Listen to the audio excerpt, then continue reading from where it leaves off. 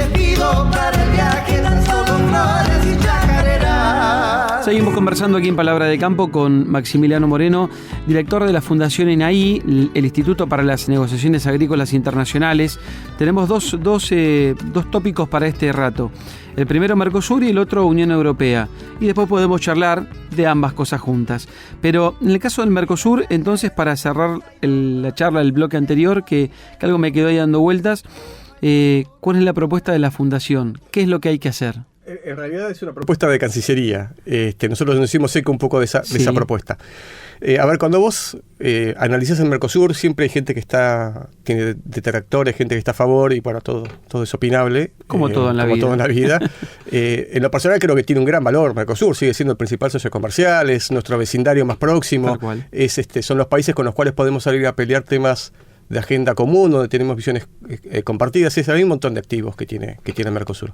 Ahora, cuando escuchás la gente que se queja del Mercosur, casi siempre el denominador común es muy complicado que el Mercosur firme acuerdos comerciales con otros países o con otros bloques, y esto nos quita competitividad al momento de ingresar a otros mercados. Es decir, cuando vos querés vender un producto tuyo, pagas un arancel superior que puede pagar Estados Unidos, Australia, Canadá, México, Chile, que sí tienen esta clase de acuerdos. Por eso Uruguay quiere salir. Por eso es que en el caso, más que salir, Uruguay lo que ha planteado es generar mecanismos para que esta agenda sea más dinámica. Claro. O tener negociaciones bilaterales directas. O tener alguna negociación bilateral, algún tipo de waiver o de permiso para hacer estas negociaciones. Y lo que detectamos es una propuesta que hizo la Cancillería Argentina, que básicamente, a mi entender, lo que hace es interesante porque busca preservar el Mercosur sin esto de lo implosionamos porque no me gusta, pero a su vez tratar de resolver el problema sin que esto se esparza a cuestiones más delicadas. Básicamente, ¿en qué consiste? Cuando vos miras estas negociaciones comerciales, como el corazón, el eje central son las reducciones de los aranceles. O sea, hoy en día se negocian un montón de disciplinas, de cuestiones de propiedad intelectual, servicios, compras gubernamentales, que son muy complejas, muy delicadas, pero siempre, o históricamente, el corazón ha sido cómo bajo el arancel para la carne, el trigo o un auto. Y eso es lo que más tiempo lleva dentro de este proceso, porque cuando vos mirás como el vademecum de productos, es enorme, son más de 10.000 posiciones arancelarias, y es muy artesanal. Para cada posición arancelaria a 8 dígitos se dice qué tratamiento va a tener ese producto. Entonces, la propuesta de Argentina un poco lo que dice es, bueno, este proceso que siempre se ha hecho de forma enteramente en conjunto, es decir, la negociación se lanza en conjunto, transcurre en conjunto y concluye en conjunto, podemos tener algún tipo de margen al momento de armar estas ofertas de acceso a mercados.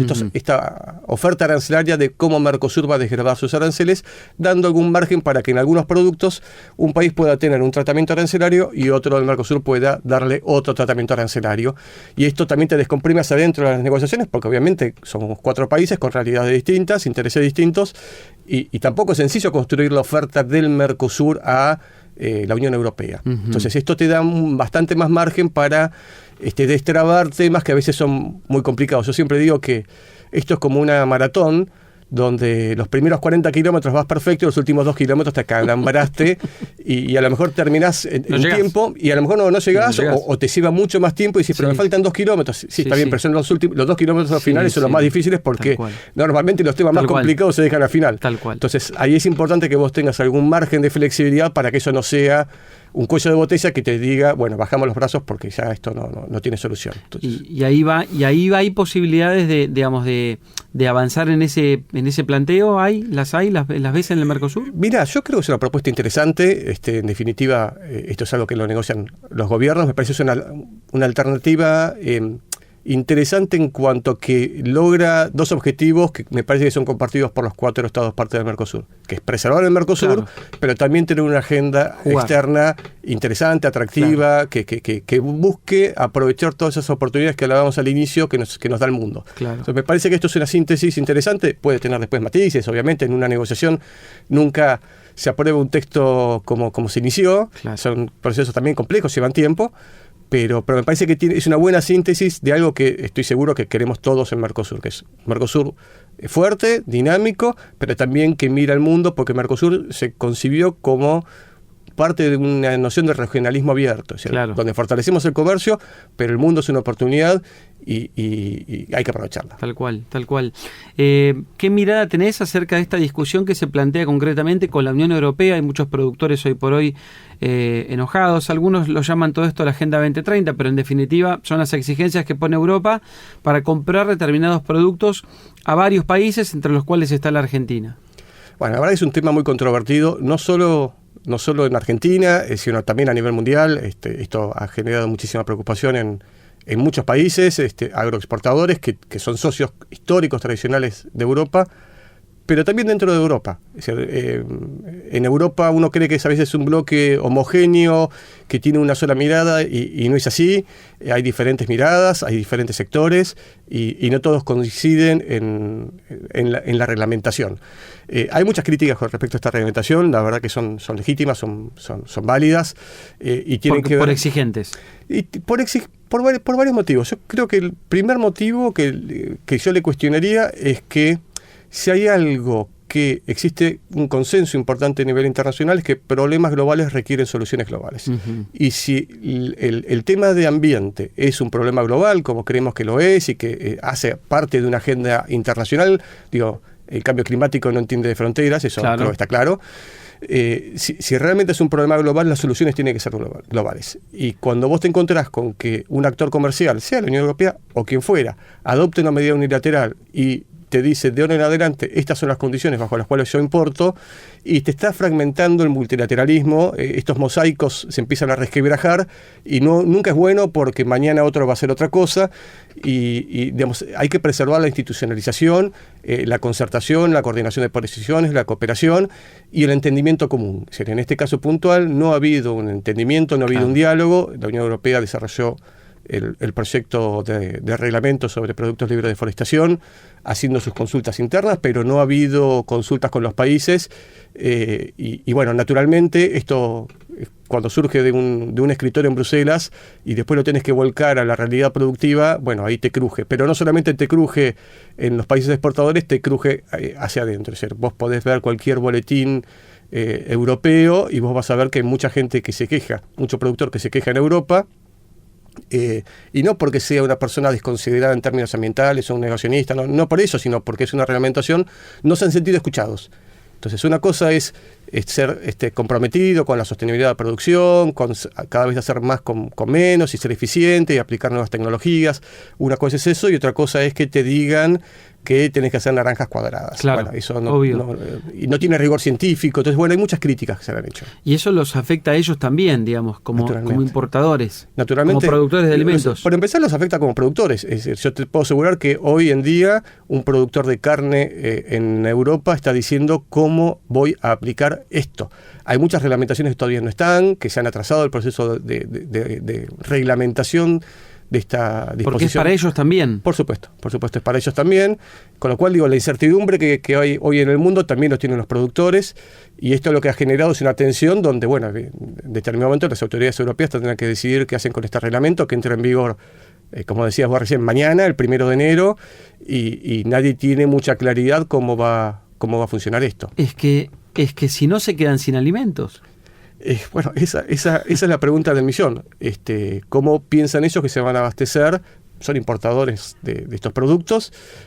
Sus cadenas de producción los necesitan. Es decir, Argentina le exporta mucha harina de soja y esto lo necesitan ellos. Leí, hablando con la gente de la cadena de la soja, me comentaban que en el caso de la soja concretamente, Europa produce solo el 8% de lo que necesita. Sí, ellos son claramente deficitarios en todo lo que es proteínas, vegetal en este caso, y ellos necesitan abastecerse de fuentes externas, con lo cual, bueno, ahí también somos socios en algunos puntos con un poco lo que hablabas antes de ser competidores y ser socios.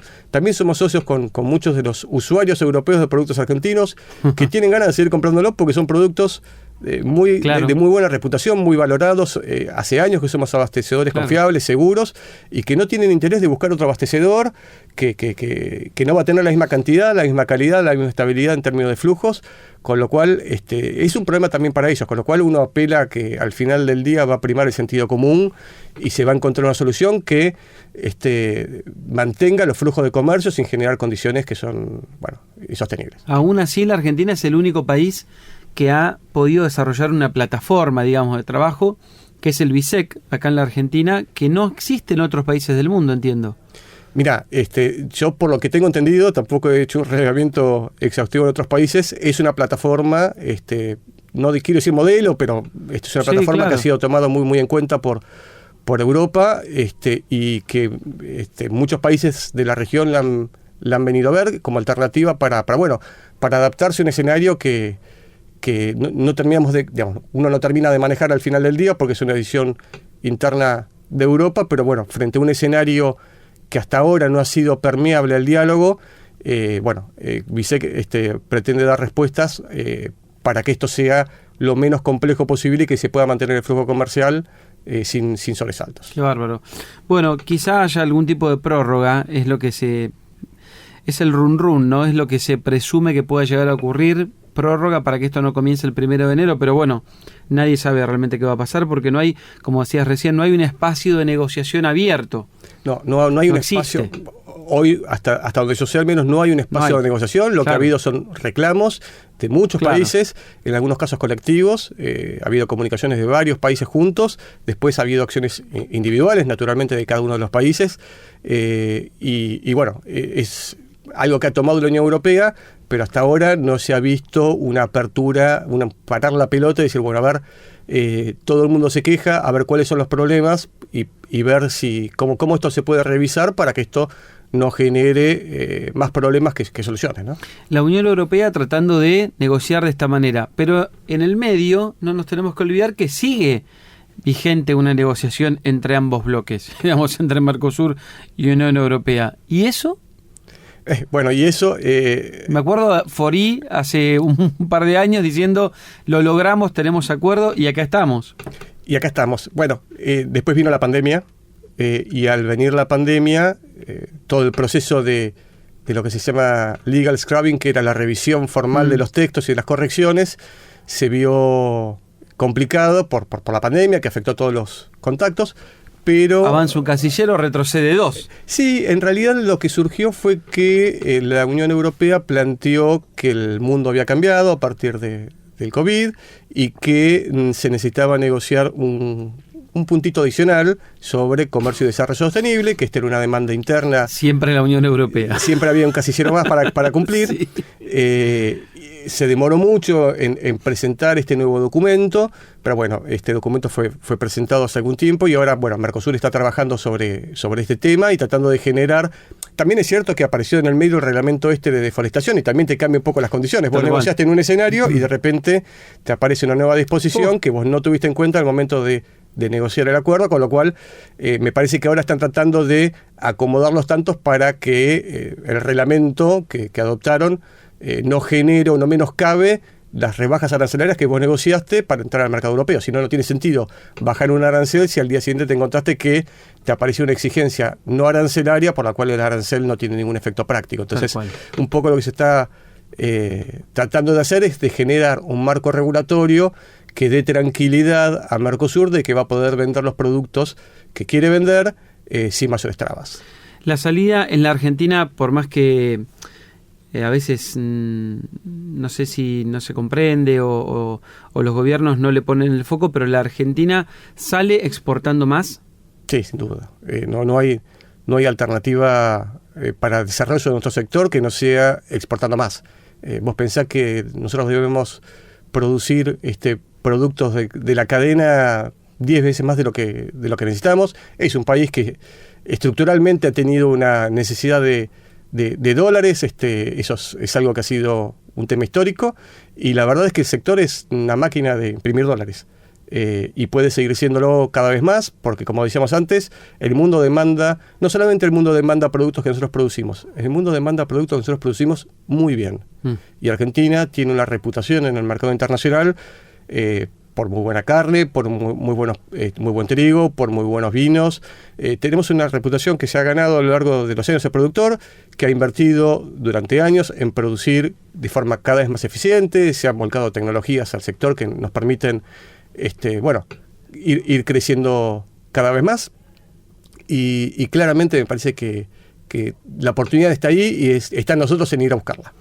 Siempre Marcelo Elizondo, cuando charlamos de estos temas, el analista internacional y economista, habla de estos temas y dice, tenemos que seguir trabajando en muchos de los que vos mencionaste, la baja de aranceles, que hay que hacerse muy fuerte ahí para que la Argentina pueda entrar a mercados donde hoy por hoy no es competitivo.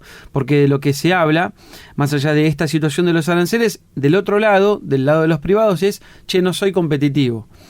Pasa hoy incluso con la carne, que es un producto que en cuanto a calidad, indiscutiblemente, estamos por encima de muchos otros competidores en el mercado, pero cuando después hablas con los frigoríficos, que son los que van a hacer esa negociación privado-privado, te dicen, lo que pasa es que nosotros no somos competitivos, entonces no podemos entrar a mercados donde claramente entraríamos porque está abierto el mercado, está hecha la negociación internacional, pero no podemos cerrar negocios por otras variables que son de índole económica.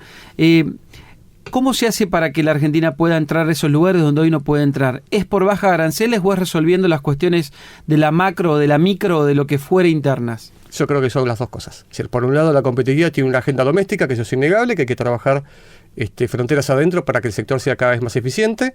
Eso es indiscutido. Lo tenés que hacer. Lo tenés que hacer, pero también tenés que mejorar las condiciones de acceso en los terceros mercados. Si haces una y no haces la otra, te vas a quedar a mitad de camino. Y vos sabés que uno de los temas que siempre se dice en Argentina, cómo haces para agregar valor en las exportaciones y vender productos transformados. Bueno, los países tienen aranceles, se llama escalonados. Si vos querés vender un producto con bajo nivel de transformación, el arancel es 0 o cercano a 0, y a medida que vos vas avanzando en la transformación, el producto va teniendo mayor nivel de arancelario, porque por lo general los países quieren importar la materia prima y transformarla a nivel interno. ¿Cómo resolves esto? A través de estos acuerdos comerciales. Es decir, estos acuerdos comerciales son los que te permiten que un arancel que es más elevado vaya bajando para que llegue a un nivel lo más parecido al de la venta de un producto sin transformación o una materia prima, de forma tal que vos puedas agregar valor acá en Argentina y vender un producto, no sé, un panificado en lugar de venderle trigo. Pero para eso lo que vos necesitas es, obviamente, trabajar en una agenda de competitividad interna, esto es innegable, pero también necesitas bajar el arancel, porque vos podés ser muy eficiente, pero si del otro lado tenés un arancel del 100%, tal cual, y no entrás, y te encontrás con que otro país, porque tiene un acuerdo comercial, paga menos. Entonces, bueno, ahí claramente lo vas a entrar. No hay competitividad interna que hagas, que logres, si te encontrás con ese nivel de discrepancia arancelaria. Entonces, son las dos cosas. Aunque sea súper eficiente. Aunque sea súper eficiente, cuando vos te fijás, bueno, frente a un arancel del 100%, si mi competidor paga, en lugar de 100, paga 30, 40 o 20, bueno, hay una diferencia tan grande que eso te terminan dejando fuera del mercado. ¿Dónde tenemos que poner el foco, además de India? Vos, cuando empezamos la charla, me dijiste, India es el mercado donde la Argentina tiene mucho para trabajar. Y además de India... A ver, yo creo que hay mercados que son mercados maduros, que el trabajo a lo mejor no es tanto pensando en cómo crezco, porque son mercados ya maduros, pero que tenés que mantenerlos y tenés que tener una presencia constante. Le hace Brasil, Unión Europea, Estados Unidos. Son mercados muy atractivos, que tienen nichos muy puntuales, con productos muy puntuales, y esos es importante mantenerlos. Ahora, si pensás a futuro de cómo crezco, dónde crezco, y yo creo que hay 3 zonas geográficas que me parecen muy interesantes. Una es todo el sudeste asiático, otro es el norte de África y por último Medio Oriente. Son 3 regiones que van a tener fuerte crecimiento económico, fuerte crecimiento de la población y que son deficitarias en términos alimentarios. Es decir, digamos, producir alimentos en esas condiciones muchas veces es muy difícil. A mí me tocó ir a Dubái hace un par de años y ellos mostraban con mucho orgullo, y estaba bien cómo producían frutas y vegetales en el medio del desierto en condiciones absolutamente infrahumanas, en un invernáculo, y la tecnología y la plata que le metían a eso.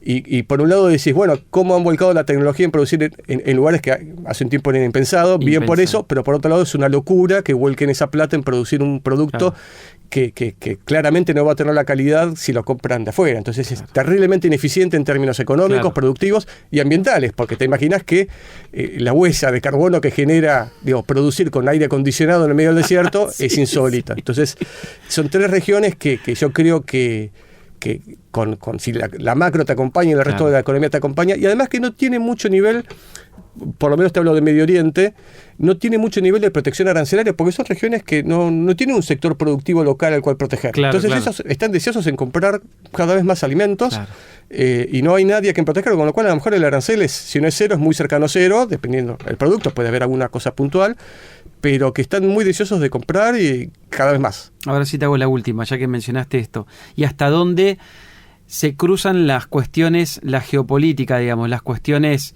de credos o las cuestiones de, puede ser, qué sé yo, hay países que tienen un nivel de violencia determinado en donde quizá la Argentina no quiere negociar, digamos, empiezan a tejerse, cuando vos pasás el tamiz, obvio hay un montón de lugares atractivos. Ahora, cuando empezás a mirar un poquito más finito, por ahí la Argentina dice, no, pará, no, con este país yo no voy a negociar por X motivo. Lo ha dicho Javier Milei. Hay países, por ejemplo, ni hablar el caso de China, ¿no? Pero digo, la política después también en determinado punto se mete en este tipo de negociaciones y me imagino que no debe ser gratuito que un presidente diga, con este país no me gustaría negociar.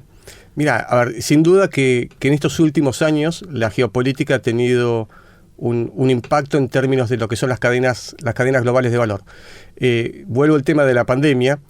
Vos sabés que una de las cosas que generó la pandemia es que se vieron afectadas las cadenas de valor y que muchos países empezaron a desarrollar teorías de, nos tenemos que autoabastecer de producción de algunos sectores que son estratégicos, claro, desde semiconductores, paneles solares, hasta, naturalmente alimentos. Un caos fue. Esto fue un caos, y esto lo que generó es que, un poco lo que te comentaba antes, de voy a producir alimentos en el medio del desierto. ¿Por qué? Sí. Porque tengo miedo de que el que antes me vendía, por algún problema, sea logístico, sea algún conflicto bélico, sea que se peleó conmigo o lo que sea, me dejó de vender este producto. Con el agravante de que vos podés vivir sin un auto, podés vivir sin un ventilador, pero no podés vivir sin trigo, sin soja, sin carne. Con lo cual tiene una inelasticidad en términos de la demanda que hace que muchos países empiecen a decir, necesito tener una red de, primero, tratar de producir localmente todo lo que pueda producir. Como esto es imposible, necesito generar una red de abastecedores que sean confiables, que sean seguros y que me puedan seguir vendiendo. Yo creo que ahí hay grandes oportunidades porque Argentina es una región que está fuera de todo conflicto armado. Nosotros no tenemos, inclusive cuando vos ves los cuellos de botella, no sé, en el canal de Panamá, que hay menos agua, en el canal de Suez, el Mar Negro, grandes polos de producción o de logística en términos de transporte de alimentos. Argentina está exento de esto, con lo cual para nosotros es una gran oportunidad en un mundo convulsionado poder erigirnos como yo te vendo. Así que eso creo que nuevamente cuando haces una lectura del escenario veo muchas más oportunidades que amenazas. Gracias, Maximiliano, por haber venido a la radio, por charlar, la verdad que súper interesante. Para mí el tema de las negociaciones internacionales son sumamente atractivas porque la salida de la Argentina, como mencionamos recién, están las exportaciones, pero el vehículo para lograrlas son las negociaciones internacionales. Así que me parecía muy atractiva la charla. Gracias de nuevo por haber venido. No, gracias a vos. Un placer. Maximiliano Moreno, director de la Fundación INAI, el Instituto para las Negociaciones Agrícolas Internacionales.